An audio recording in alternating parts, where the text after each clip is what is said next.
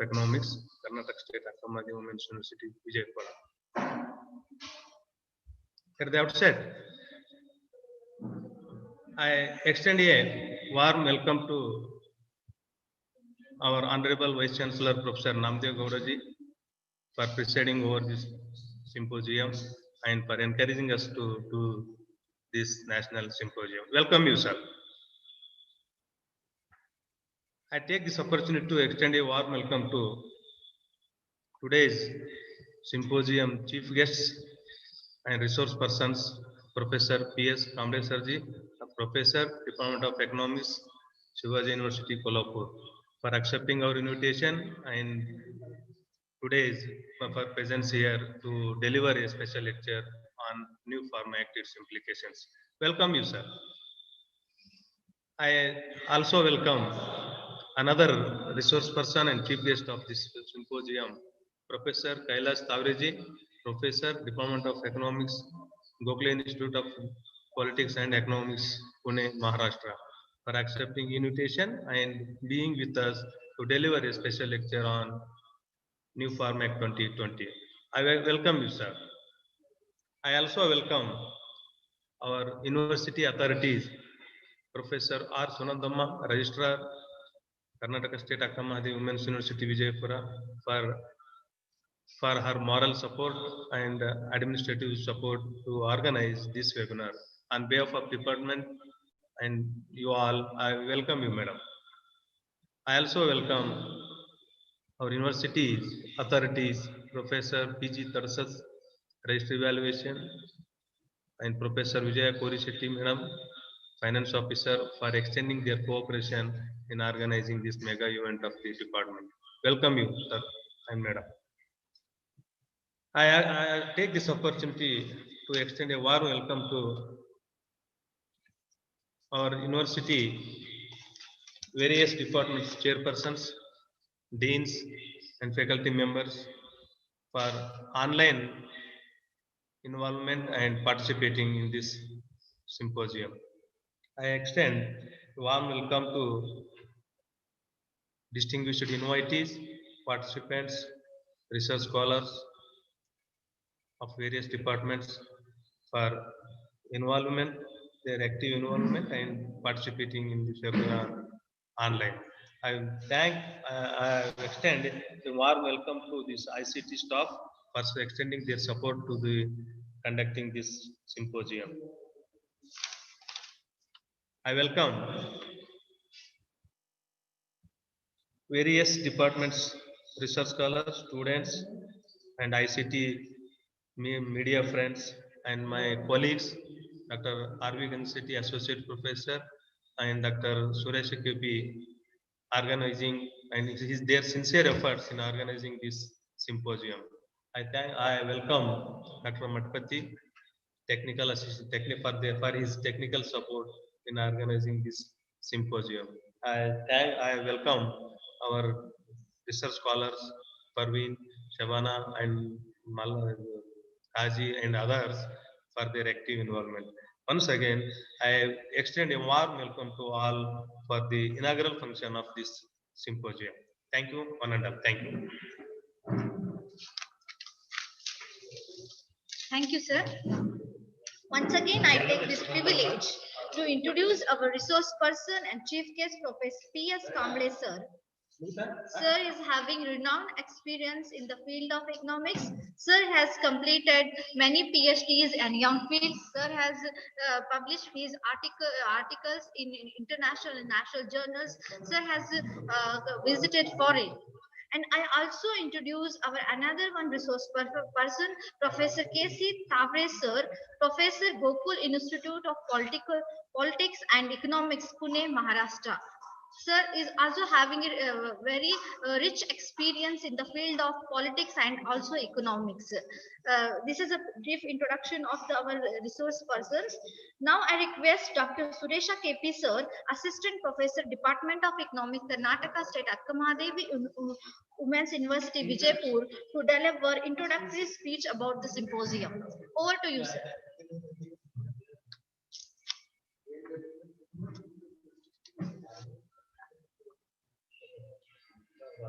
Good morning to everyone. Respected dignitaries are present in the virtual mode and on behalf of Karnataka State Akka Mahadevi Women's University Vijaypura Department of Economics, I have the proud privilege to welcome you all for one-day virtual national symposium on new format 2020 Understanding the Implication and Challenges. I feel glad to brief about symposium. We have received overwhelming responses from different universities, colleges, professors, faculty, and research scholars, as well as students from various disciplines across the country and state. We have received more than 789 participants registered in online mode in this time.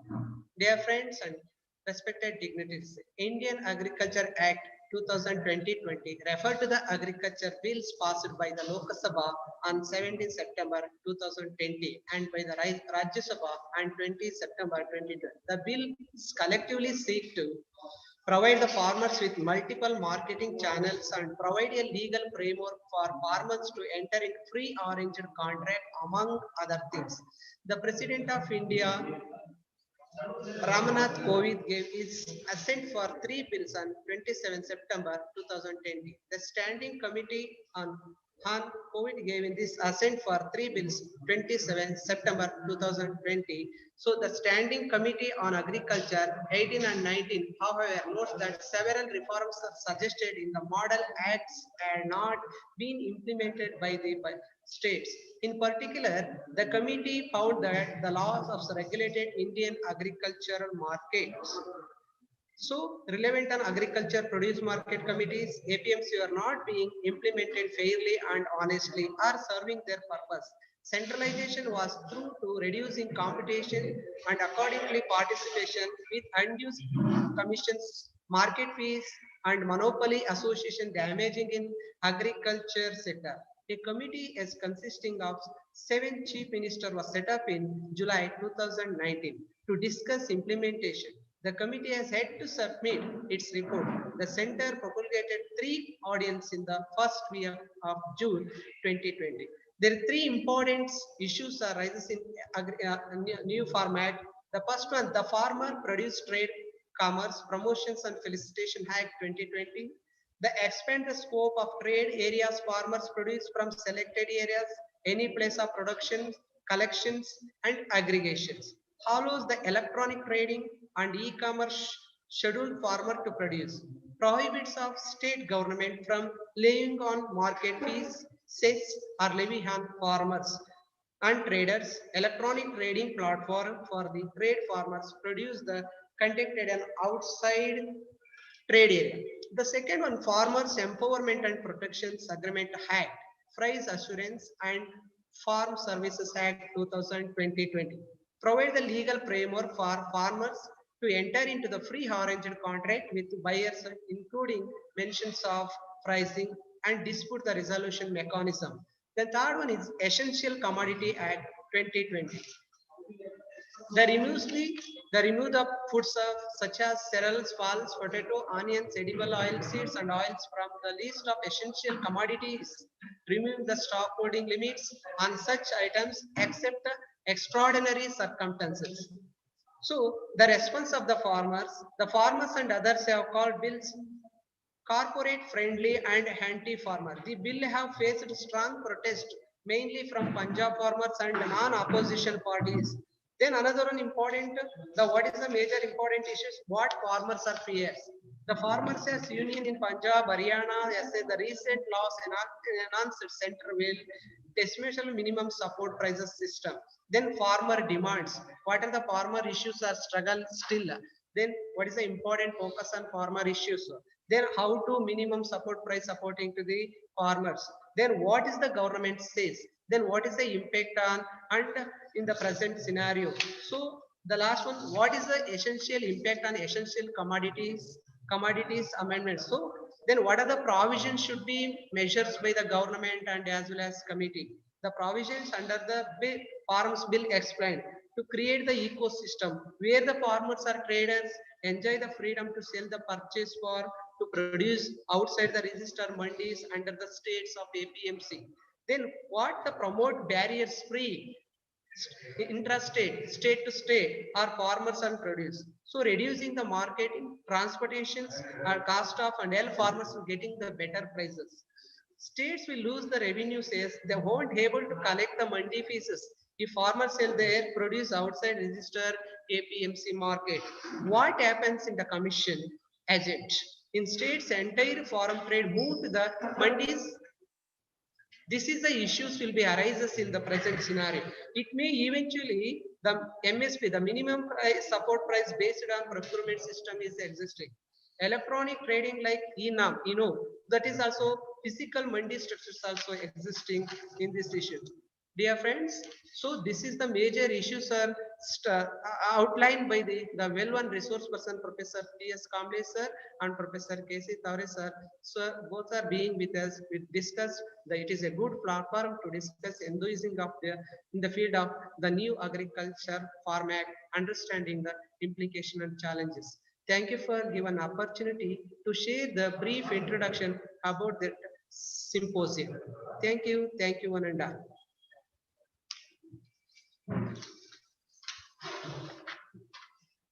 Thank you, sir.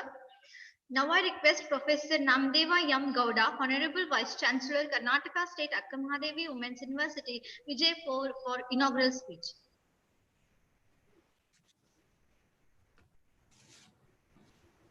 ಎಲ್ಲರಿಗೂ ಬೆಳಗ್ಗಿನ ನಮಸ್ಕಾರ.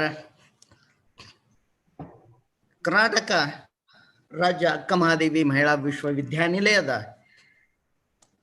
ಅರ್ಥಶಾಸ್ತ್ರ ವಿಭಾಗದಿಂದ ಆಯೋಜಿಸಿದಂಥ ಒಂದು ದಿನದ ರಾಷ್ಟ್ರೀಯ webinar ಇವತ್ತಿನ ಜ್ವಲಂತ ಪ್ರಶ್ನೆಗಳನ್ನು ನಮ್ಮ ಮುಂದೆ ತೆರೆದಿಡುತ್ತೆ. ಕೃಷಿ ಕಾರ್ಮಿಕರ ಬಗ್ಗೆ, ಕೃಷಿ ಉತ್ಪನ್ನಗಳ ಬಗ್ಗೆ ಇದ್ದಂಥ ಈಗಿನ ಚರ್ಚೆ ಅತ್ಯಂತ ಪ್ರಾಸಂಗಿಕ. ಇಂತಹ ಅದ್ಭುತವಾದಂಥ ಕಾರ್ಯಕ್ರಮವನ್ನು ಆಯೋಜಿಸಿದಂಥ ವಿಭಾಗದ ಮುಖ್ಯಸ್ಥರಾದ DM ಮದ್ರಿಯವರು, RV ಗಂಗಸಟ್ಟಿಯವರು ಹಾಗೂ ಸುರೇಶ್ KP, ಇವರು 3 ಜನ ಸೇರಿ ಇಂಥ ಚಾಲೆಂಜಿಂಗ್ ವಿಷಯಗಳನ್ನು ತೆಗೆದುಕೊಂಡು ಸಾಕಷ್ಟು ಕಾರ್ಯಕ್ರಮಗಳನ್ನು ಆಯೋಜಿಸಿರುತ್ತಾರೆ. ಅವರಿಗೆ ವಿಶ್ವವಿದ್ಯಾಲಯದ ಪರವಾಗಿ ನಾನು ಅಭಿನಂದನೆಗಳನ್ನು ಸಲ್ಲಿಸುತ್ತೇನೆ. ಅಷ್ಟೇ ಅಲ್ಲದೆ professor PS Kamble, Shivaji university Kolhapur, ಇವರು ಸಹ ನಮ್ಮ ಜೊತೆಗಿದ್ದಾರೆ. ಅದೇ ರೀತಿಯಾಗಿ ಪ್ರೊಫೆಸರ್ KC ತಾವ್ರೆ ಸರ್, ಅವರು ಈಗಿನ ಪರಿಸ್ಥಿತಿಯಲ್ಲಿ ಕೃಷಿ ಮಸೂದೆಗಳನ್ನು ಯಾವ ರೀತಿಯಾಗಿ ನಾವು ತೆಗೆದುಕೊಳ್ಳಬೇಕೆಂಬ ಒಂದು ದೊಡ್ಡ ಉದ್ದೇಶದಿಂದ ನಮ್ಮ ಜೊತೆಗಿದ್ದಾರೆ. ಅವ್ರಿಗೂ ಸಹ ನಾನು ಅಭಿನಂದನೆಗಳನ್ನು ಸಲ್ಲಿಸುತ್ತೇನೆ. Good morning everyone. India's new farm act 2020, understanding implication and challenges. The Farmers Empowerment and Protection Agreement on Price Assurance and Farm Services Act covers 2 aspects. One, a provision for guaranteed price, and another one, input and technical services to farmers by registered individual, firm, company, cooperative, society, etc. Under a mutually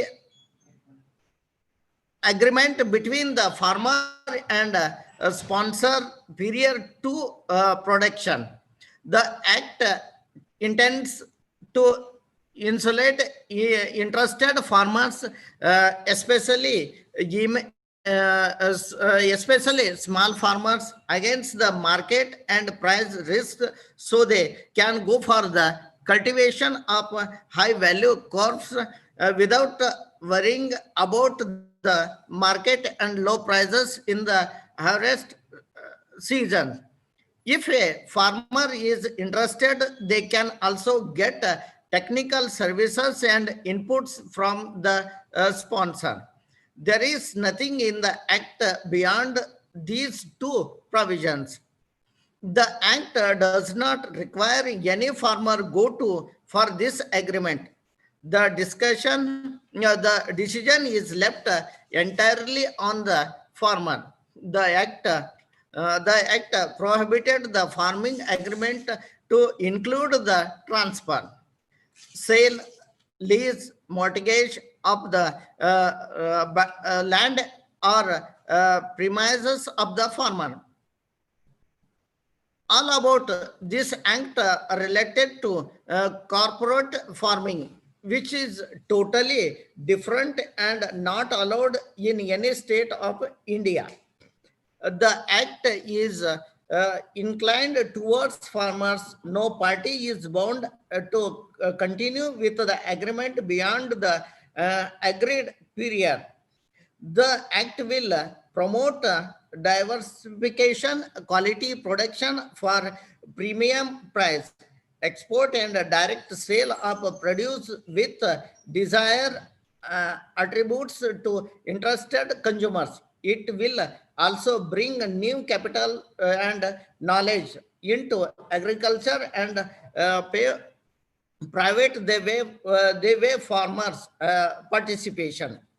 The union government entered two new farms laws for agriculture and modified the Essential Commodities Act 1951 in September 2020. The new act have been widely acclaimed as a historic path breaking and a 1991 moment for the agriculture. However, some stakeholders and experts have expressed the service narrative is being created based on the ideological grounds to build opinion and pressure against the new laws and ignoring the intent, content, and implication of the new policy reforms. Some people have also expressed the concern about the likely deletion of role of the small number of midman in agriculture marketing, ignoring the benefits to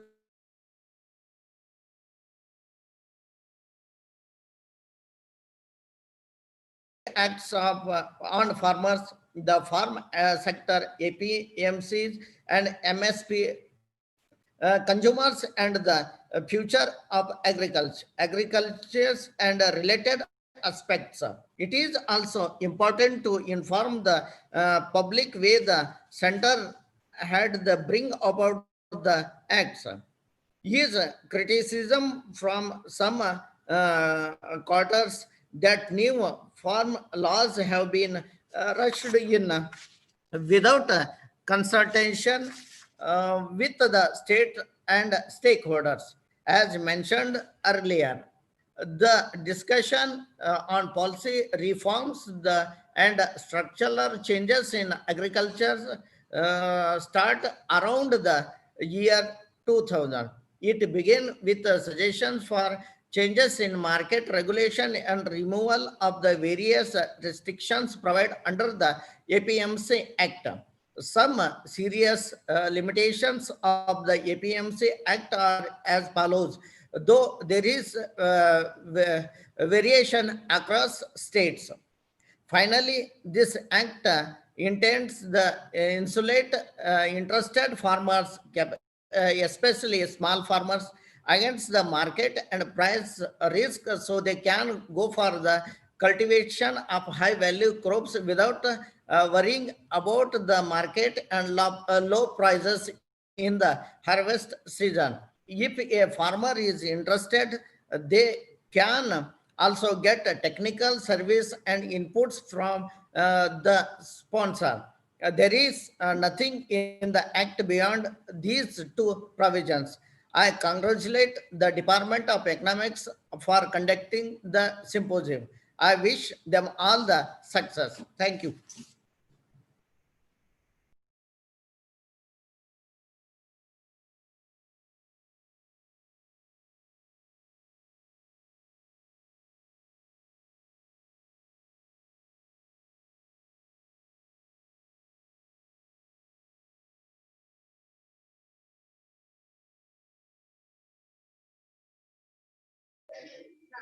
If you always support the correct principle, then you will never get the wrong results. Thank you, sir, for your valuable words. Last but not the least, now I request Dr. R.V. Gangshetty, sir, Associate Professor, Department of Economics, Karnataka State Akkamahadevi Women's University, Vijaypur, to propose a vote of thanks. Over to you, sir.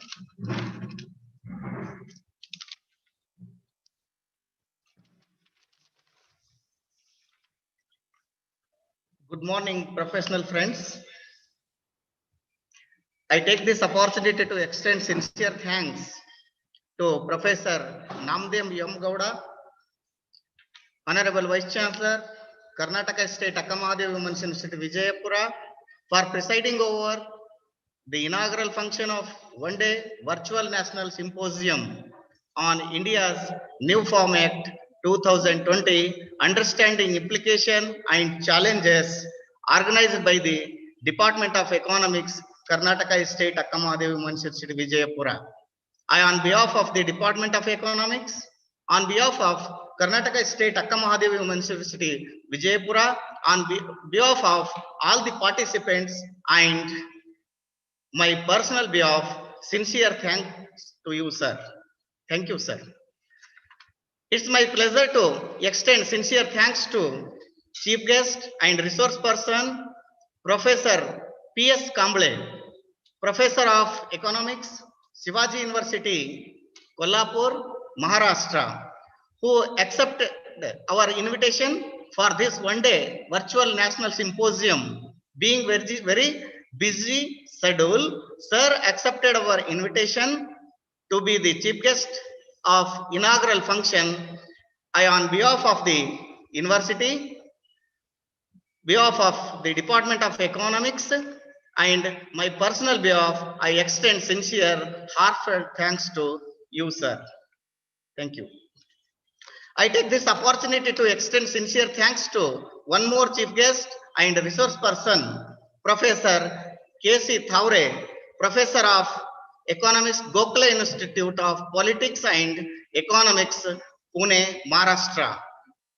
It's my pride to extend sincere thanks to university authorities, Professor R. Sunandamma, Registrar, Karnataka State Akkamahadevi Women's University, Vijayapura, for their encouragement and moral support to organize one-day virtual national symposium. Thank you, madam. It's my pleasure to extend sincere thanks to Dr. D.M. Madri, Professor and Chairman and Dean, and Dr. K.P. Suresha, Assistant Professor, Department of Economics, Karnataka State Akkamahadevi Women's Institute, Vijayapura. Thank you, sir. I extend sincere thanks to Registrar Evaluation, Dr. P.G. Thad, sir, and Finance Officer, Vijaya Korisetti, and all the chairmen, deans, teaching and non-teaching staff, media friends, participants from the different places, and my beloved research scholars and students of economics who sincerely put their effort for organizing one-day virtual national symposium.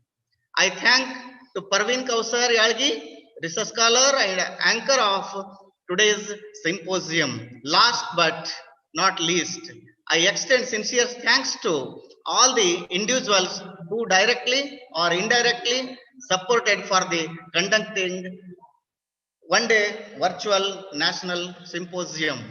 Thank you one and all. Parveen.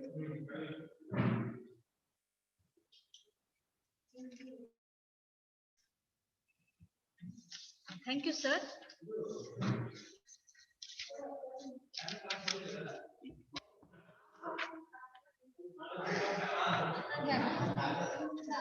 Now the first technical session will start.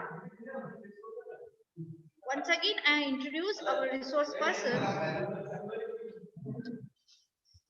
Professor P.S. Kamble, sir, Professor of Economics, Shivaji University, Kolhapur, Maharashtra. Sir is teaching 31 years of teaching experience, and sir has guided L1 PhDs and 13 young fields.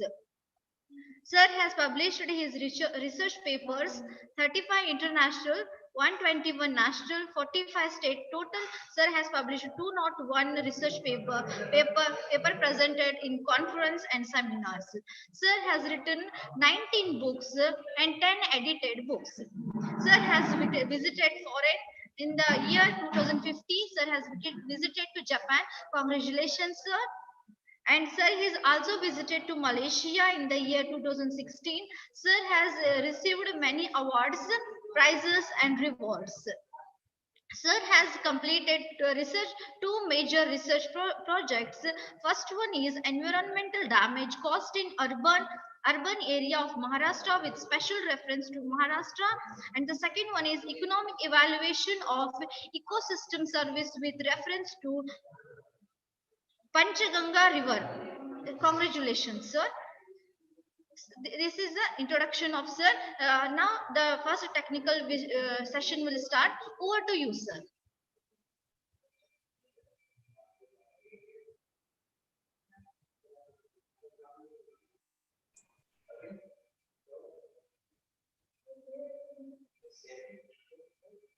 Good morning, one and all. Am I audible? Yes, sir. Really, it's a proud and privilege for me to deliver a lecture on the occasion of National Symposium that has been organized by Karnataka State Akka Mahadevi Women University, Vijaypur, Karnataka. At the very outset, I must thank Vice Chancellor Sir, Registrar, all authorities, and our friends and colleagues in the Department of Economics, Akka Mahadevi Women University, Professor Madri, Dr. Ganshetty, Dr. Suresh, all other authorities and dear participants. I take this opportunity to thank one and all for your participation and present on the occasion of this national webinar that has been organized by Department of Economics, Akka Mahadevi Women's University, Vijaypur. Talking about the topic of my today's lecture, I must thank also my dear friend, second resource person, that is Kailas, Professor Kailas from Gokhale Institute.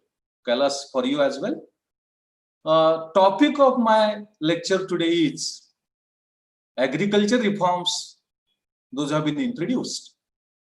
We name it as a Farm Act, Farm Acts.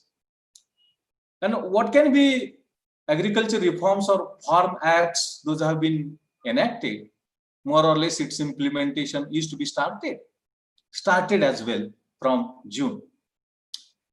And now it has become a very important, vital as well as burning issue from the farmers community.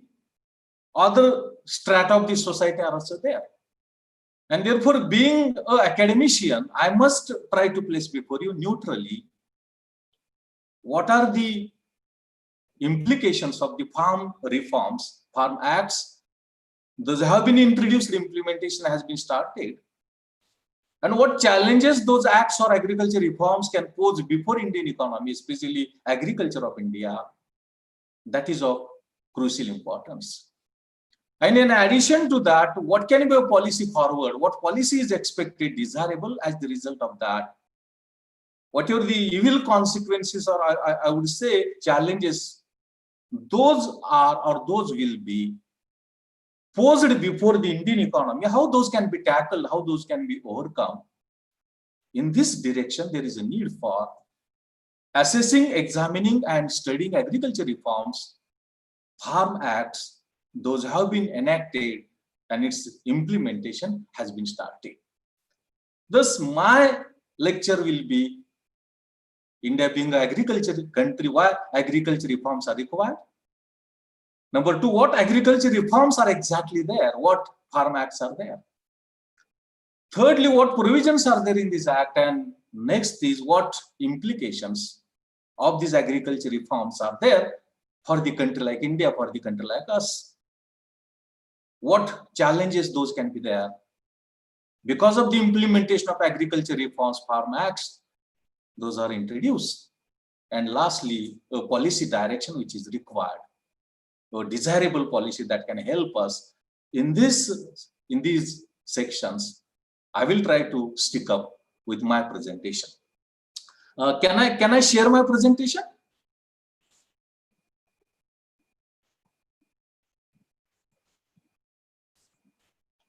Is it visible? Is it visible? Presentation is visible? Suresh? Dr. Gansheti, is it visible? Presentation is visible or not? Kailash? My presentation is visible? Professor Madri, is it visible? Hello? Visible, sir. Hello, sir. Yes, Visible. okay. I want your response. No? Otherwise, that becomes difficult. Thus, the title of my lecture is India's Agriculture Reforms, Farm Acts 2020, Implications for India, Challenges before Indian Economy, and Policy Forward, Policy Ahead. So far as my lecture is concerned, in the first part, just I will try to introduce the topic. In the second part, what farm acts are there? There are 3 acts. The comparison or their inclusion is known as agriculture reforms, or they are called as farm reforms 2020. Then I will take a review of what provisions are there in these acts. What these acts say. What are the provisions relating to agriculture of India? Those are there in these acts that I will try to take a review of that, make a review of that. The next part is very important for me as well as all participants. What can be or what are implications of farm acts, farm reforms 2020 for India? Are they posing certain challenges? If they are imposing challenges before Indian economy, what are those? What can be challenges? And lastly, what policy is helpful for us in tackling the challenges and evil consequences those are being observed of the agriculture reforms of Farm Acts 2020. This is my plan of lecture. This is my agenda of lecture. Now, why agriculture reforms have been brought about? But before that, all of us know India is introduced as agriculture country. We introduce India as agriculture country. And the reason is simple. The reason is that a majority of population of India depends upon agriculture as a source of livelihood. Whatever the nature and extent of employment being provided by agriculture, that is the source of livelihood. That is the livelihood to the majority of people in the country like us. And all of us know India is dominated by a rural economy. And the main occupation, not of only India, but of the rural economy, not of only rural economy, but the entire economy of India is agriculture. And this requires to carry out agriculture reforms, and all of us know after 91 onwards, we are constantly, consistently talking about reforms in general. Fiscal reforms are there, industrial reforms are there, monetary reforms are there, banking reforms are there. We are continuously talking about, and in the row of that, we are now talking about agriculture reforms, also called as farm reforms, also called as Farm Acts 2020. So, what was the objective of enacting Farm Acts 2020? The major objective was to speed up economic growth. All of us know Corona pandemic has very adversely affected economic growth of India, and Indian economy was never in negative growth or GDP growth in the past. And the magnitude of negativeness or minus economic growth of India is significantly greater and higher. And the intention of the government is to speed up economic growth, to speed up growth of the economy. And in this perspective, agriculture can play a very important role. That is intention, that is understanding of the government, present government.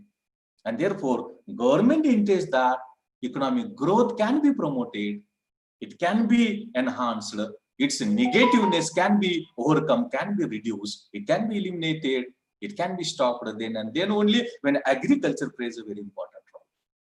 And the government is of the opinion that it is the agriculture development, it is the agriculture reforms, it is the farm reforms that plays a very important role. And it is again this backdrop, the government intended to promote economic growth through agriculture reforms, through farm reforms. That is one. All of us know India being agriculture country, unless and until agriculture development of India takes place, the development of the rural economy in particular and Indian economy in general is not possible. And it is again this backdrop, government intention is that agriculture should be developed. And it is agriculture reforms, those can help us in agriculture development. It is farm reforms, it is farm acts, those can help us in agriculture development. And therefore also these reforms, these acts have been enacted and implementation has been started. Actually, one of the very important purposes or objective of these farm reforms or agriculture reforms is a doubling of the farmers' income. You might be knowing when the budget the government of India presented 2021, the government of India declared that farmers' income will be doubled. And unless and until agriculture development takes place, agriculture development is speeded up, it's not possible for us to raise the levels of income, especially the farmers' income. And the policy makers, the government decision-making authorities are of the firm opinion that agriculture development not only speed up economic growth, but on the other hand, will significantly enhance and increase the levels of income of the farmers. And the goal, the objective of doubling of the farmers' income, that will be realized, that will be achieved. And what is required, what can be a way out, what can be a measure, what can be a means, and that way out, that policy is farm reforms or agriculture reforms. And those comprise of in all three acts. Number one is Farmers Empowerment and Protection, Agriculture Price Assurance and Farm Services Bill 2020, the Farmers Produce, Trade and Commerce Promotion Protection Agreement on Price Assurance, Farm Bill 2020, and Essential Commodities Act 2020. Actually, it's an amendment over the Essential Commodities Act 1955. Thus, Farm Reforms 2020, Farm Acts 2020 comprise of, in all three acts, having intention, having objectives in all three. Number, to speed up economic growth that has been very adversely hampered by, that has been very adversely affected by corona pandemic, especially lockdown policy that we have adopted. And this can be realized by speeding up agriculture development. And that will also enable us in raising the levels of farmers' income, that is doubling of the farmers' income. That will help us in this backdrop to realize these objectives, to materialize these objectives. Farm acts have been introduced so far as farm reforms is concerned. Now, talking about the first act, the Farmers Empowerment and Protection Agreement on Price Assurance and Farm Services Act or Bill 2020. Actually, the objective of this act was to provide a national framework on farming agreements.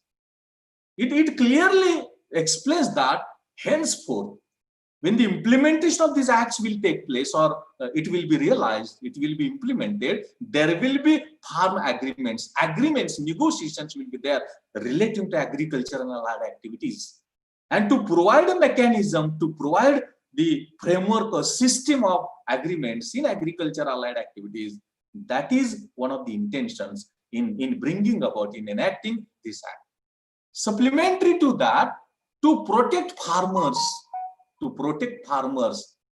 especially the farm services which are required, agribusiness, processor, wholesalers, exporters, etc., and negotiations relating to agreements relating to farm services and the sale of produce as well. Whatever services which are required so as to undertake agriculture production, agricultural allied activities production, and whatever the production that takes place, that to be sold. And for that reason, whatever negotiations which are required with the suppliers, with the parties, that will be ensured, that will be enabled, that will be possible in the framework of this act. And that is one of the intentions, that is purposes so far as the farmers' empowerment and protection, agreement on price, assurance, and farm services bill that is there. Now, what provisions are there? In chapter 2, some provisions that we get, and especially those are relating to farming agreement. Already I have mentioned that agreement between the farmers and the suppliers of the services. Agreement between the purchasers of the commodities and commodities, those have been produced by the farmers, and allied activities that will take place. And the agreement of these with the farmers, of the farmers with these parties, those provisions have been made in chapter 2 of this act. Number 1, what will be the period of agreement? Agreement between farmer and the parties, supplier of services, purchaser of the commodities, what its period will be. And its period will be minimum 6 months, 1 season, farm season, agriculture season, and maximum 5 years. But at the same time, the period of season will be taken into account, that will be considered number 1. Supplementary to that, the quality of the farm produce, the grading of the farm produce, the standard for the quality of the farm produce, that will be taken into account. All agriculture commodities, their quality, their grading, their standardness, that will be carried out, that will be taken into account, that is there. Third is very important, pricing. Pricing of the agriculture commodities, pricing of the produce produced by the farmers. And this act talks about pricing of the agriculture produce. Pricing should be there. Price to the agriculture and allied activities commodities should be there, and that provision, that mechanism is there so far as the Act 1 is concerned. Then sale and purchase of farming produce. Both purchase of the farm produce that has been produced by the farmers, and while undertaking production of agriculture produce or commodities, it requires number of services and inputs, and those are being supplied by the agencies, by the parties, and that agreement will take place both on the purchase of the inputs and services as well as sale of the commodities and services produced by agriculture and allied activities. Supplementary to that, some exemptions have been incorporated relating to farm produce that will be undertaken, especially some of the, take example that ration system is there, public distribution system is there. In the context of that, some exceptions have been incorporated, that is also there, which is necessary to be taken into account. Now the agreements will take place between sponsor and the farmers. And this act provides that there will not be any right of the sponsor over the land, over the agriculture land. No right is provided that has been enabled or facilitated under this act. And at the same time, the efforts will be made to make agreements between the farmers and insurance and credit supply as well, because credit loans and advances are required. And for the security of the agriculture produce, the cover of the insurance is also required. And that linkage between the insurance cover and credit facilities provided between the sponsors, between the farmers, that will take place. Supplementary to that, there can be provision of, there is possibility of farming agreements between other parties also. There can be other parties, sub-parties. Between them, farm agreements will take place, negotiations will take place, that is there. Then if there is a misunderstanding, then termination of this agreement will take place. It is not that permanent. It is not that it should be continued. If disputes take place, or if unsatisfactory things happen between the sponsors and between the farmers, this agreement can be terminated, and that facility is there. And especially there will be authority, registration authority, under which the number of activities relating to negotiation, relating to agreements between the farmers and the sponsors and the supplier of the inputs and services, that will take place, that is there. If the circumstances or the situation of dispute that arises between the farmers and the sponsors, there is a system or mechanism of dispute settlement. And this dispute settlement comprising of conciliation board, and this will try to settle the dispute between the farmer and the sponsor, and the agencies which are there. Those are part and parcel of the negotiations. They play a very important role in supplying the inputs and services which are required. At the same time, purchase of the commodities and services, those have been produced by the farmer and allied activities that is there. Suppose there is a dues of loans and advances on the farmers, then no action will be taken to recovery of dues within the period of negotiations or agreements. Those have been taken place between the sponsors and the farmers. That provision is also there. Now, in this act, some miscellaneous provisions are also there. The entire authority of central government will be there. That is, central government will be the supreme authority with regard to the negotiations and agreements under this act. Then authorities will be as public servants. They have to work as public servants. Supplementary to that, protection of the interest are required in good faith. And there will be facility of court so as to settle the dispute. That facility is also there. And if there are some acts which are overriding this act, then the previous act will be abolished. It will be stopped. It will be replaced by the provisions in this act, that is overriding effect that is there. Supplementary to that, stock exchanges, corporations, they can also participate. And the central authority is the power in making rules. State governments can also make, but central government will be the supreme authority that is there. And it is expected that all difficulties to be removed by the government of India, central government, those provisions are there so far as Act number 1 is concerned. In the second act, it is found that the Farmers Produce and Commerce Promotion and Facilitation Act 2020. The major intention was to create ecosystem, to create a system in which farmers and traders can be free, can be autonomous to sell and purchase commodities and services which are required. And at that time, the prices will be fair, prices will be remunerative, and there can be alternative trading channels. It is not a single trading channel that will be there. There can be number of trading channels. Those will be enabled, those will be facilitated. And supplementary to that, within the area of APMC, outside the area of that premises of the market, also the commodities can be sold. That is the intention. And one more intention is that the purchase and sale of the commodities and services that will take place, especially sale of the agricultural produce on electronic basis, e-marketing will be there. That will be given priority, that will be given more importance, that is there. In this act, some very important provisions are there. In the chapter 2, promotion and facilitation of trade and commerce of agricultural produce, there is freedom for trade and commerce in trade area and outside the trade area.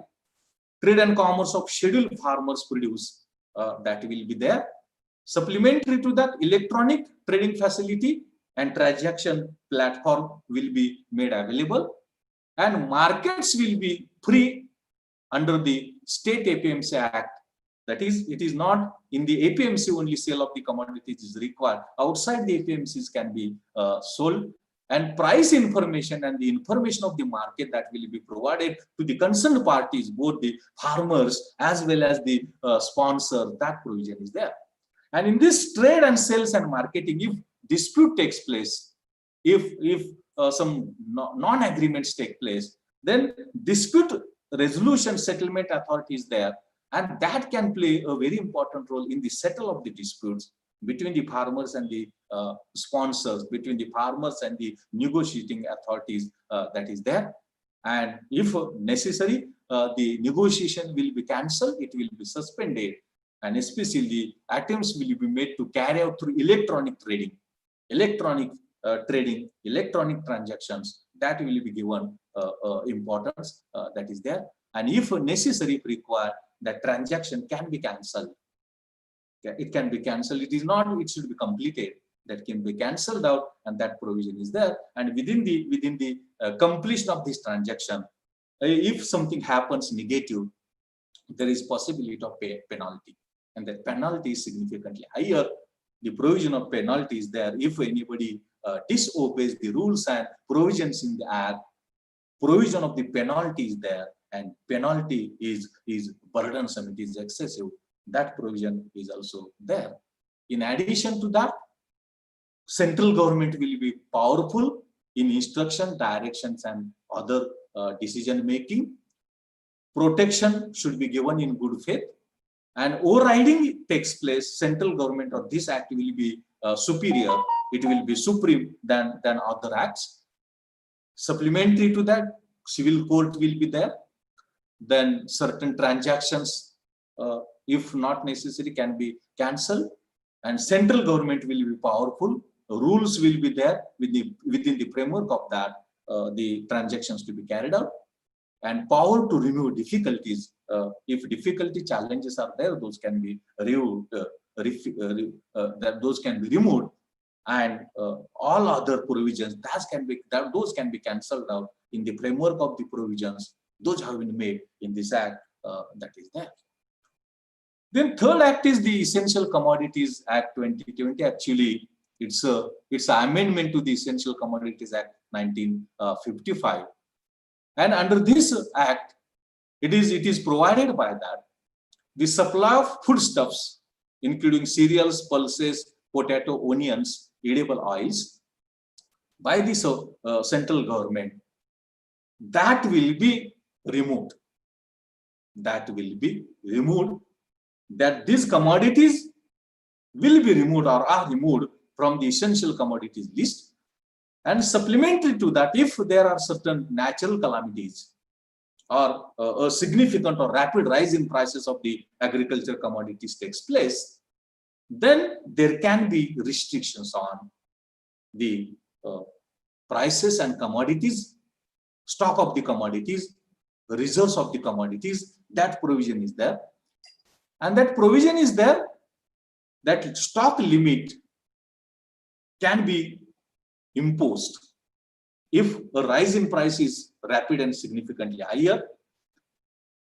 If the retail price of horticulture produce increases 100%, the stock will be restricted, it will be controlled.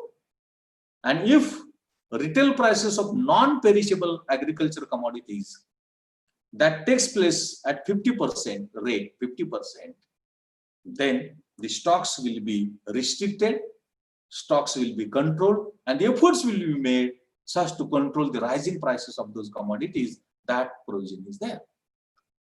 Thus, this will try to free commodities, those are enlisted under the Essential Commodities Act 1955. But at the same time, public distribution system and targeted public distribution system are the exceptions to this amendment to the Essential Commodities Act 2020. That is also there. Now, moving towards what can be implications for India. I have tried to place before what provisions are there, important provisions that I have tried to discuss before you. I have tried to place before you. Now, these agriculture reforms, Farm Acts 2020, what implications they provide for India when their implementation has been started. But while discussing about the implications of these Farm Acts, agriculture reforms 2020, it is necessary to take into account the background of Indian economy and background of Indian agriculture. And within the framework of that, it is of crucial importance to discuss and elaborate and to reveal what implications can be there for India when the implementation of these acts already has been started. Number one is the data is for the 2018-19. The sectoral distribution of GDP, economic growth of India, reveals that agriculture had a share of 16% in the total GDP. Industry sector was contributing 30% to the total of GDP of India, and service sector was contributing 54% share in the total GDP of India. Thus, agriculture was contributing 16% share in the total GDP of India. Thus, this reveals that service sector was dominant, which was followed by industry, and agriculture is in the third rank so far as their contribution is concerned. On the one hand, this scenario is there, but on the other hand, 60% people are staying in rural area. 60% share of population, India's population, is rural population. It is staying in the rural areas, and their source of livelihood is agriculture. Suppose we are 136 crore. Out of that, 60% are staying in the rural areas only. 700 million people depending upon agriculture directly or indirectly for their survival. Their survival directly or indirectly is affected by, influenced by agriculture. Of the 700 million people depending upon agriculture directly, indirectly as a source of livelihood. Then 44% share in labor force of agriculture is there. Agriculture labor share in total labor force is 44%. And of the total agriculture labors, 45% are productive. 55% of the total labor force in India is agriculture labor. The magnitude or the share or proportion of agriculture labor to the total labor in India, Indian labor, is 54%. And all of us know one of the major intentions in bringing about agriculture reforms, farm reforms, is to speed up economic growth that has been very severely, very badly affected by corona pandemic. But unfortunately, all other productive sectors and subsectors, that is industry, manufacturing and service sector, they have shown a very high level negative growth, and only agriculture has shown a positive growth. When we take into account academic year, financial year 2021, in the first quarter of financial year 2021, just agriculture was positive, and all other productive sectors, subsectors, they have registered their negative growth, and that negative growth was significantly higher. It was significantly greater. That is, only agriculture is contributing, only agriculture sector is positively contributing in the pandemic era, and all others are showing a negative growth that is there. If this background is taken into account, then it is very easier and simpler to reveal and draw policy implications for India, how it will imply for India. Number one is that these farm reforms, farm acts, are trying for contract farming. Agreements, negotiations is contract. It is, the intention is contract farming. To bring about contract farming is the major intention, is the major purpose, is the major objective in bringing about farm reforms or agriculture reforms. And contract farming is not new for India. Previously also it was there. To some extent now also it is in present. But contract farming in large scale. Contract farming in large scale because we have small and marginal farmers. About 80%, 75% are small and marginal farmers, and the size of land is not economically viable. And therefore, these acts, this government intends that when contract farming will be brought about, it will enlarge economic size of land holding, and that will be enabled, that will be facilitated only by contract farming.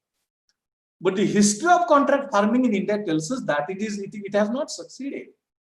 one of the studies was carried out in my university on contract farming. When the topic was chosen, contract farming was in existence. It was relating to agricultural allied activities. And when the study was about to complete, that contract farming was ended. That's a realistic story that I have observed. So contract farming is a failed practice in India. But under these reforms, reintroduction of contract farming is intended. It is implied so far as Indian economy is concerned. Second is that it tries to bring about corporate farming. All of us know industry sector, service sector is corporate sector in India. And in agriculture, it was excluded. In agriculture sector, corporate was not there. Corporate sector is not there. And now it wanted to bring about, so far as this reforms is concerned, or rigorous implementation, honest implementation of these acts will result in corporate farming. On the one hand, contract farming. On the other hand, corporate farming. And all of us know what is the scenario of corporate sector in industry and allied activities. All of us know in the richest families from India in the world, more than 20 families are enlisted. Of that, all are corporate bodies, are corporate owners.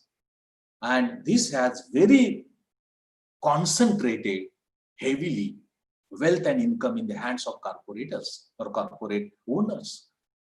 And they are billionaires now. Indians are also in the richest section of the society. In the list of the world being published by a number of agencies are there. And they declare list of richest people in the world. And in the list of that, we call it as a billionaires list. In the list of billionaires, all are from corporate sector. That sector is in industry and service sector. And this has concentrated income, wealth, and consumption expenditure. You might be knowing Thomas Piketty studied economic inequalities in India. Oxfam report has studied economic inequalities in India.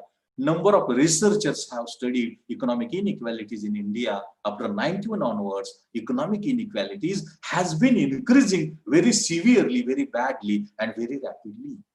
Just I will cite one data. According to Oxfam report, 1% families have purchased 73% share of income and wealth. 1% households have purchased 73% share of income and wealth in India. That inequality is there, and it is continuously rising. It is rising continuously after 91 onwards. And we are intending for corporate farming, which will concentrate wealth and income, which is excluded, that is in agriculture and allied activities, that will take place. More importantly, capitalization of agriculture will take place. Investing capital in agriculture is different, and capitalization of agriculture is different. This capital will be provided by the corporate sector. And when it will invest, it will be for just profit motive. Whether exploitation takes place, whether common people, whether poor people, whether consumer, it will not be taken into account. Only intention is profit maximization. Investing capital in agriculture is different phenomenon, and capitalization of agriculture is different phenomenon. And here, capitalization of agriculture will take place. What is required in India is industrialization. Industrial development is required. Development of the industry sector is required. And economic history of the world tells us that those countries which have shifted from agriculture to industry, which have developed industry sector, which have succeeded in developing industry sector, those have been emerged out as industrially developed countries and economically supreme countries.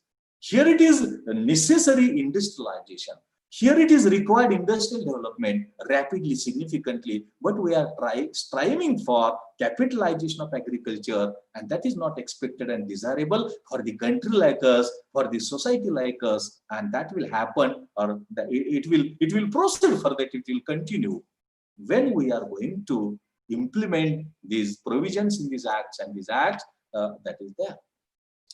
Now, because of these acts, the existence of small marginal farmers and landless labor will not be there.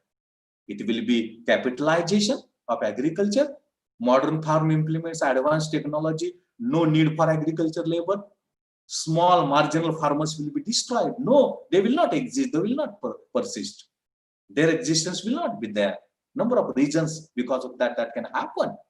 And consequently, the existence of small and marginal farmers and landless laborers, that will be destroyed. That will be exhausted. That will be finished. And this can happen because of the Farm Acts. Now, actually, assured prices are required. But this act tells us that prices of the agriculture produce will be determined between the negotiations between the farmers and the sponsors. They have to decide the prices of the commodities. And there will not be any agency, there will not be any interference of the government so far as determining prices of the agricultural commodities in the context of which the transaction of the negotiation is going to take place. The parties on the one hand, farmer, on the other hand, sponsor negotiations will take place and they will decide price. Actually, farmers require fair price. Farmers require affordable price because the agriculture is in loss, and it is in loss because the price of the product is less than the cost which he requires to incur, which the farmer requires to incur. And in these provisions, in these reforms, there is no reference of any minimum support price. Minimum support price gives guideline, gives a type of assurity of the prices. At least that level of prices the farmers will get. But when the negotiations will take place, farmers are poor and corporate sector is richest. Collective bargaining or the retaining capacity of the farmers is not there. And consequently, the negotiation relating to the price or determination of the price, as per the negotiation between the farmer and sponsor that will take place, it will be in favor of the corporators and not in favor of the farmers. And there is no any reference of the minimum support prices. That will be the guideline, that should be the guideline while making negotiation, while determining the prices of the commodities, agriculture commodities, that is not there. So, assured prices of agriculture produce, that possibility is not there. And when negotiation takes place, all of us know survival of the fittest. Corporate sector will be the dominant, and retaining capacity, waiting capacity of the farmers is not there. And that negotiation will be in favor of the corporate sector and not in favor of the farmers. That is there. Even there is provision of APMC's existence will be there. But when the purchasers of sponsors, those will not be there in the APMCs. They will be in the open market only. Today or tomorrow, APMCs will be collapsed. No existence of APMCs will be there. Yes, there are weaknesses. Yes, there are deficiencies in the working of APMCs. It is there. But that doesn't mean they should be exhausted. Those should be abolished. That is not there. But when these reforms will be implemented, today or tomorrow, it will take certain time. APMCs will be lost. They cannot exist. That is there. And consequently, corporate sector, APMCs is an indicator of corporate sector, cooperative marketing. And this existence of the cooperative marketing in agriculture marketing, that will be ended, that will be exhausted. And thus the loss of the APMCs, collapse of the APMCs means the end of the cooperative sector in marketing of agriculture produce, that will be there. Then what will happen when this will be a corporate farming, when this will be a contract farming, whatever the credit supply, whatever the loans and advances, the banks and financial institutions are going to extend, that will go to the rich strata of the society. Already they are richest. And whatever loans and advances they take will from the nationalized banks or banks and financial institutions. that will go to the rich strata of the society and not to the poor, not to the poor farmer. And this reverse flow will take place of the credit supply, banks and loans and advances by the banks and financial institutions to the richest strata of the society and not to the deprived communities, not to the poor farmers. That will take place, and that is the implication of this act. Now, food security will be in danger. Food Security Act has been enacted in India, and everybody has a right to get food. And it is the duty and responsibility of the government to provide for that. And public distribution system is working for that. But the working of the public distribution system and the intention of the objective of food security, that is being deviated. That is being deviated. But the implementation of these reforms further deviate food security and the intention for which food security is required.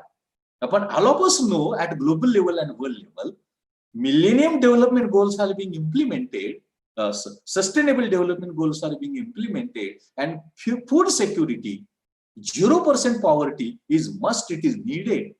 So as to realize and materialize Sustainable Development Goals, and because of the farm reforms, those are intended, food security will be lost because open sale of the agricultural produce that will take place. Even though some exceptions are there to the public distribution system, that will not serve the purpose. But on the other hand, at this moment also, there is not much difference between the prices of food grains or agricultural commodities distributed through the public distribution system and open market. A little bit difference is there, and that difference will be ended, it will be exhausted, and public distribution system, now it is in existence, it will totally collapse and food security will be destroyed. And it is of crucial importance in the country like us, because in crores of number, people are poor in India, and their want for food, their food security is of crucial importance. This act will put in danger this food security because of the provisions are against the food security and the sales of the agriculture produce that is there. Now, actually, agriculture should benefit to the deprived society or deprived section of the society, poor farmers, laborers, socially deprived communities. But because of the reforms, what will happen? Benefits of agriculture development go to the richest section of the society, corporate sector, contractors, that will switch reversely, that will transfer reversely from poor, from the farmer, from the worker to the richest, and that's a negative flow. That's an adverse flow that will take place. It is because of the implementation of these acts. Now, the provisions in these acts, or we can say agriculture reforms. We can nomenclate as Farm Reforms 2020. That is an indicator of withdrawing away of the government from the responsibility, from the interference in agriculture, allied activities and their development. Government wants to withdraw. Government is not intended to invest in agriculture and primary sector. When it will be corporate sector will be there, contract farming will be there, then there is no need for, there is not necessity of intervention and interference of the government in agriculture and allied activities. And consequently, there will be withdrawing of the government. Government is not required. Government investment is not required. Government policy, agriculture policy will not be required. And the contract sector, the corporate sector, that will take due care of their development. Agriculture, farmers, small farmers, agriculture laborers, those will be adversely affected. Those will be deviated from the benefits, and their benefits of the agriculture development they have to derive, that will be hampered, that will be adversely affected. No investment by the government in agriculture and allied activities will take place. And more importantly, whatever development of agriculture take place, whatever profit will be earned, that will go to corporate houses and not to the farmers. Farmers will not get profits. Corporate houses, contractors, sponsors, they will get profit, and agriculture will be in profit for the contractors, for the corporate houses, and not for the farmers, not for the laborers that will be there. These are the very important implications of Farm Reforms, Farm Acts 2020. We can call them as Agriculture Reforms 2020. Now, when these reforms are taken into account, those are posing number of challenges before India. That will result in number of challenges the Indian economy will face. Indian economy has to face so far as implementation of Farm Reforms, Farm Acts, Agriculture Reforms 2020 is concerned. Number one is that possibility of food inflation is very, it is more. Because corporate sector will produce and sell commodities for profit making and not for a social service, not for meeting social security need of the people of society. Profit earning will be there. And consequently, the prices of agriculture commodities will rise. Food inflation now also it is increasing because of this corona pandemic, and some restrictions have been imposed on the economic activities and agriculture sector and other allied activities. It is therefore prices of agriculture commodities, especially prices of food commodities, these prices will rise, and consequently food inflation is possible. Food inflation will take place, number one. Number two is that India is known as agriculture country because agriculture is the major source of livelihood and employment to Indian people. 60% population is staying in rural areas, and it is depending upon the employment that is generated in agriculture for their survival. It can be a point of a topic of research whether that level of or that amount of that quantum of people are required, population is required in agriculture. That can be a debatable issue. That can be issue of research. But the ground reality is that 60% population staying in rural areas, depending upon agriculture as a source of livelihood. When the corporate sector will be there, when contractual farming will be there, then employment will not be generated. Modern technology, modern machinery, harvesting, binder, etc., modern technology that will be brought about, and consequently employment generation will fail. A little bit employment will be there. So that will increase the problem of unemployment. All of us know in the pandemic, level of unemployment has been increased very significantly. It was 23%, and now also the recent data tells us that in between, after the unlocking of the Indian economy, a little bit employment generation was taking place. But in the month of December, again, employment generation has declined and rate of unemployment has increased. And when contract of farming will be there, corporate farming will be there, it will be just to depend upon. It will apply modern technology, modern machinery, labor saving technology, and consequently unemployment will be a severe issue. It will be intensive issue. The issue of the higher gravity in rural area in particular, and Indian economy as a whole in general, because 60% population is staying in the rural areas only, depending upon agriculture as the source of livelihood, and that will happen. It is because of the farm reforms, agriculture reform. Then consequently agriculture labor will not survive. It will vanish the identity of agriculture labor. No need for agriculture labor will be there.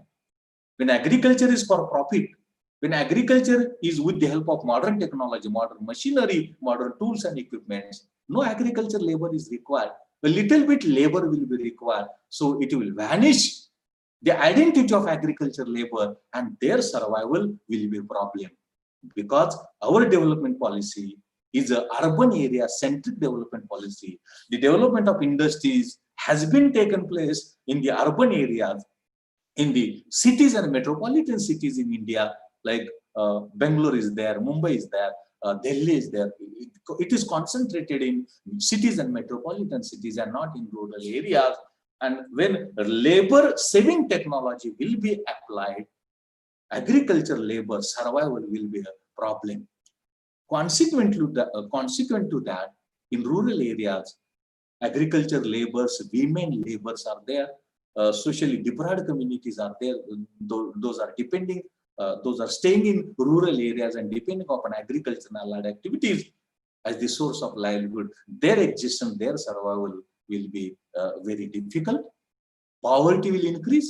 Already crores of people have been put into the poverty trap in the corona pandemic lockdown policy. Further, this will intensify. It is because of no employment, no income, and no income, there will be poverty and survival will be problem. On the contrary, further inequality will increase. Already inequality is increasing very rapidly and significantly. Wealth, income, consumption is concentrating in the hands of a few corporate sector owners, few richest section of the society. And as the result of it will intensify further. At this moment, 1% families are having 73% share of income and wealth in their hands. This will further intensify, and when inequalities will income, it has number of socio-economic political consequences. More prominently, survival of the people will be very difficult. It will be rather impossible, and that poses a challenge before the Indian economy. As the result of implementation of these reforms, those are taking place or those are intended to take place. This will hamper rural development. My friend is going to speak in detail how it will hamper rural development. But my opinion is that when agriculture will be hampered, because it will be concentrated in the hands of the people staying in urban areas, corporate houses, and no participation of the farmers and labor will be there. Rural, whatever income and surpluses they will generate, those will be used for urban development and not for the rural areas. And consequently, further intensify the rural development. Already there is a difference between the rural development and urban development. Even in the Constitution of India, both the terms India and Bharat have been used. But in reality, India shows a developed area, that is urban area. And Bharat indicates rural area that is less developed, and that disparity will be further intensified. Its gravity will increase. It is because of implementation of these reforms and the end or outcome or results of implementation of these reforms. Supplementary to that, the gap of development between rural and urban area that will increase significantly. And the globe as a whole, India also striving for sustainable development goals. And the sustainable development goals are zero poverty, no unemployment, education development, health development that will hamper. When inequality is there and the government is withering away, the end result will be, this will very adversely affect the number of goals of sustainable development are there, and those will be prohibited, those will be restricted, those will be adversely affected. It is because of the farm reforms or the implementation of the Farm Act that is there. Now, what can be the policy ahead? In the policy ahead, instead of contract farming, instead of corporate farming, we can go for cooperative farming and collective farming. Yes, weaknesses can be there, but those can be removed. And that will be in favor of society, that will be in favor of farmers and laborers, rural community.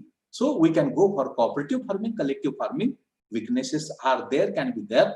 Those can be removed, those can be eliminated, that is there. We can also try for group farming, group of the farmers, and they can try for better agriculture development that can help us. Now, the major problem of Indian agriculture is irrigation.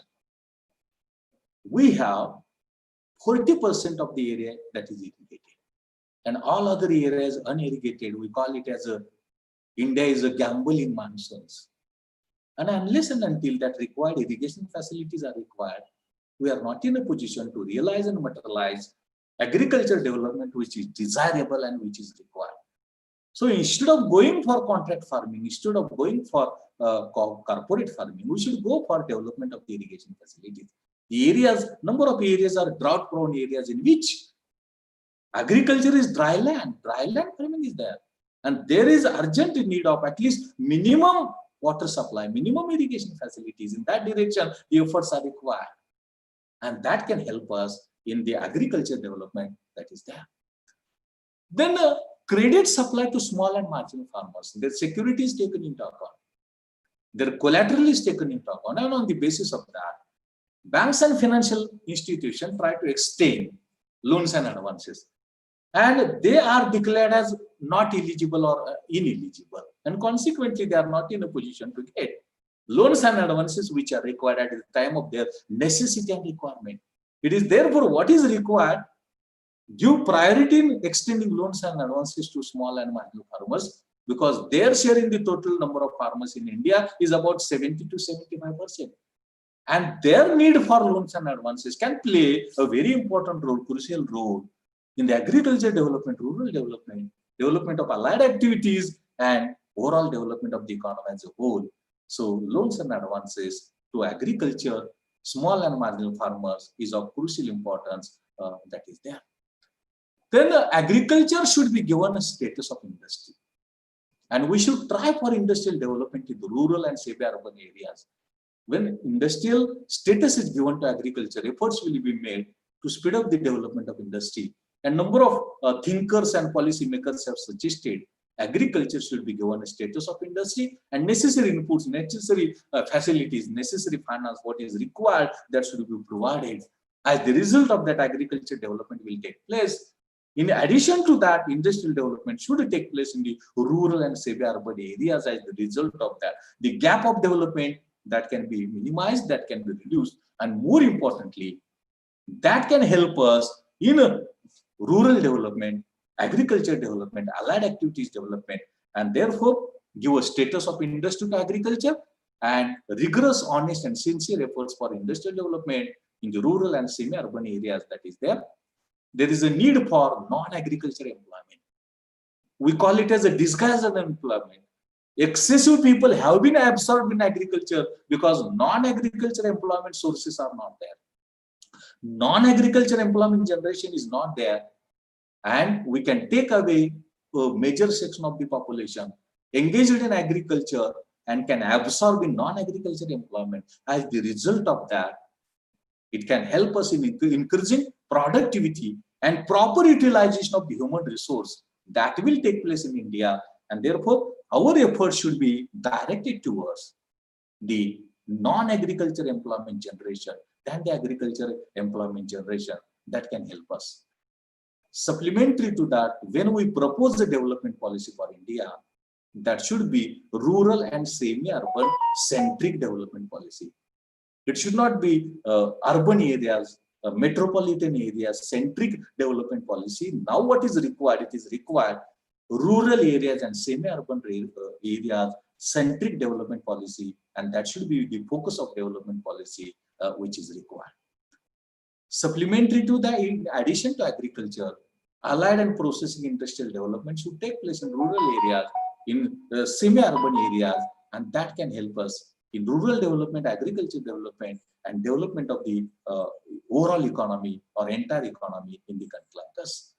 It is necessary to speed up Manrega. Even in the Corona pandemic also, Manrega didn't succeed in providing employment opportunities to the extent required, desirable. And therefore, here it is required that Manrega, Mahatma Gandhi National Rural Employment Guarantee Program Act, that should be made more dynamic, and that should be used as supportive to the agriculture and allied activities.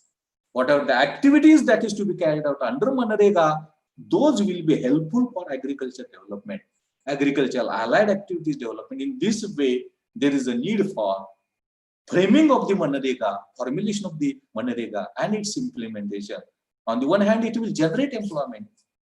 On the other hand, it will help us in agriculture and allied activities development. Likewise, the levels of income of the people, their consumption expenditure, their demand will increase, and consequently, that will help us in revival of the economy, which has been very adversely affected, very adversely hampered because of the Corona pandemic and lockdown policy that we have adopted.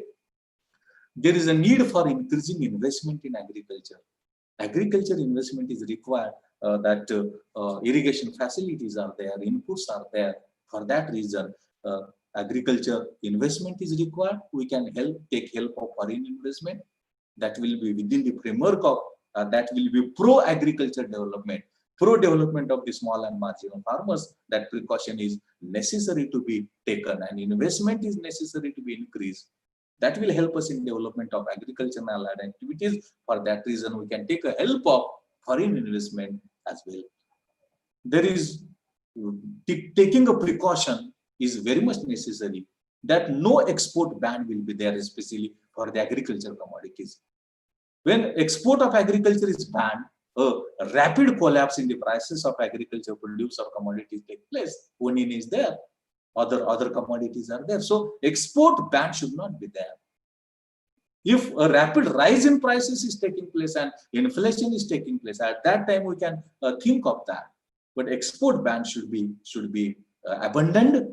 That can help us in the agriculture development and fair prices to the farmers and agriculture workers and laborers, as well as supplementary to that, the participation of the central government, state government is very necessary through budgetary operations, through making provisions in the budget. That is of crucial importance.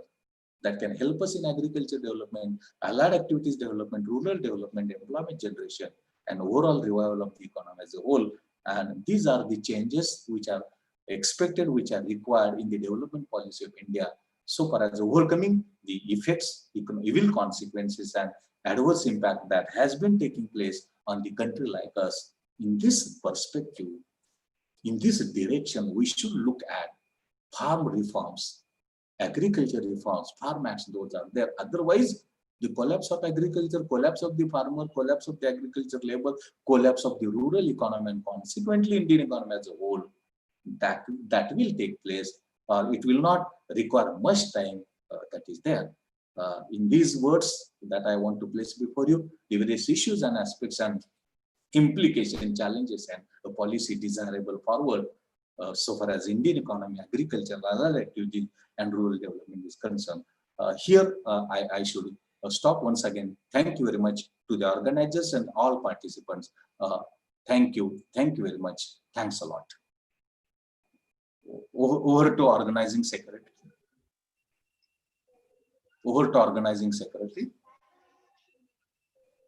Thank you, sir.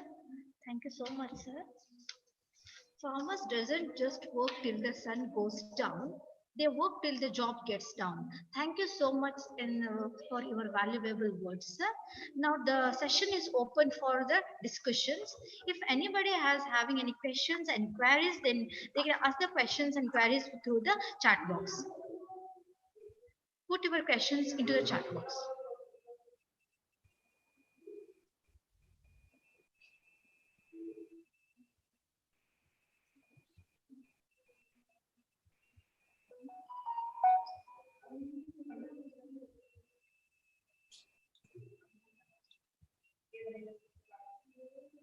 And once again, I will request to the participants, if you're having any question, then please put the question into the chat box.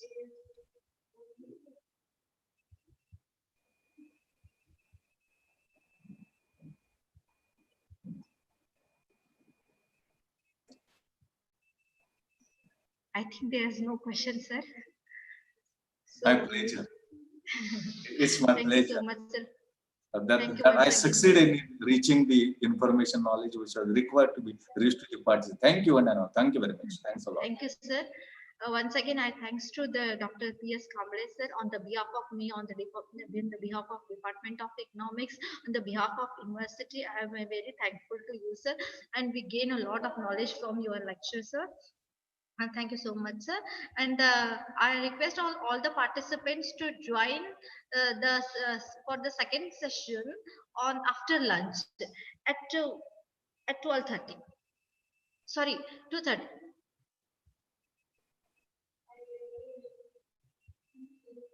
Thank you, Professor Madri, Professor Ganshetty, Suresha. Thank you. Thanks a lot.